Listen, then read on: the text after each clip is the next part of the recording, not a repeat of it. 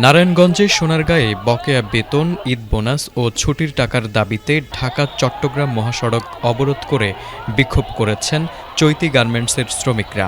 মঙ্গলবার দুপুর ২টার দিকে উপজেলার টিপুরদি এলাকায় এ অবরোধ শুরু হলে মহাসড়কের উভয় পাশে প্রায় ৭ কিলোমিটার দীর্ঘ যানজটের সৃষ্টি হয়।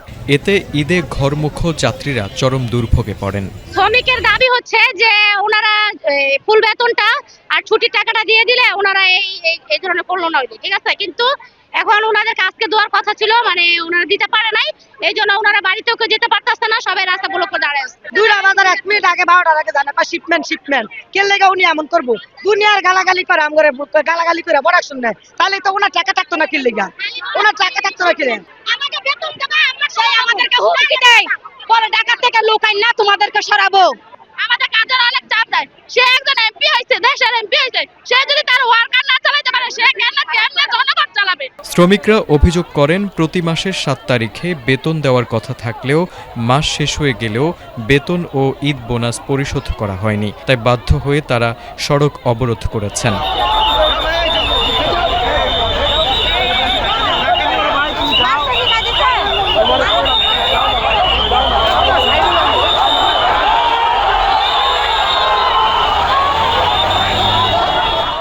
খবর পেয়ে ঘটনাস্থলে যান সোনারগাঁও উপজেলা নির্বাহী কর্মকর্তা আসিফ আল জিনাদ, অতিরিক্ত পুলিশ সুপার দীপঙ্কর ঘোষ ও সোনারগাঁও থানার ওসি গোলাম সারোয়ার। প্রায় ৩ ঘণ্টার চেষ্টার পর পরিস্থিতি নিয়ন্ত্রণে আসে এবং যান চলাচল স্বাভাবিক হয়। এদিকে কারখানার জেনারেল ম্যানেজার মিজানুর রহমান বলেন, বৈশ্বিক সংকটের কারণে কয়েক মাস ধরে বিদেশি বায়ার সংকট রয়েছে, তবে শ্রমিকদের বেতন ভাতা নিয়মিত পরিশোধ করা হচ্ছে। ঈদের আগে আজকে এই চৈতি গার্মেন্টসে তারা শ্রমিক কিছু তাদের তো এখানে প্রায় ৯-১০ হাজার শ্রমিক আছে। এখানে আনুমানিক প্রায় ৩,০০০ শ্রমিকের বাৎসরিক তারা যে আর্ন লিভ আছে, অর্জিত ছুটি, ওই ছুটির টাকাটা তারা প্রতি বছরই কুরবানি ঈদে পেয়ে থাকে। এই বছরই পাওয়ার কথা ছিল, যেহেতু পাচ্ছে না বা পায় নাই, সেই কারণে তাদের আজকের তাদের যে বিক্ষোভ বা তাদের যে দাবি ছিল। তো পরে আজকে আমরা তাদের সাথে কথা বলে তারা চলে গিয়েছে।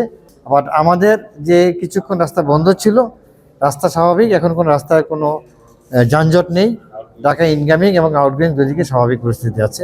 ঈদ উপলক্ষে বাৎসরিক যেহেতু ফেস্টিভ্যাল, এই ফেস্টিভ্যালকে সামনে রেখে আমরা আমাদের শ্রমিকের ঈদ বোনাস আমরা গত রবিবারে দিয়েছি। এর পরবর্তীতে তাদের দাবি ছিল যে আমাদের এই মাসের বেতন দেওয়ার, সেই বেতনও আমরা যথারীতি নিয়মে আমরা অর্ধেক পেমেন্ট করেছি এবং সেটা আমরা আজকে দিয়েছি। তো উনি বলছে যে যেহেতু এটা চাইছে, আমি আমাদের এই শ্রমিকদের টাকা আগামী 3 তারিখে আমাদের ফ্যাক্টরি খুলবে, 6 তারিখে, 5 তারিখ পর্যন্ত বন্ধ আছে, 3 তারিখে আমরা এই টাকা রকেটের মাধ্যমে পরিশোধ করে দিব। আমরা কোনো টাকা বকেয়া রাখবো না।